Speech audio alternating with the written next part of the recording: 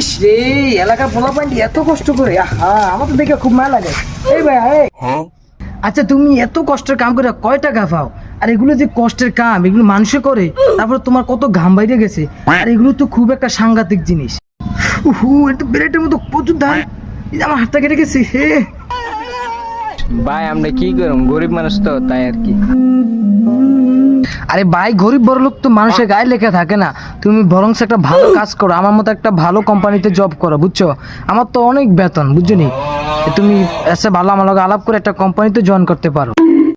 আচ্ছা এক কাজ করো, তুমি এই কাজটা ছেড়ে দাও, আর তোমাকে আমার কোম্পানি জয়েন করে দিতেছি, বুঝছো? ভাই আমি আর আন্নার কাজ করুম না। কি হয়েছে, কি সমস্যা?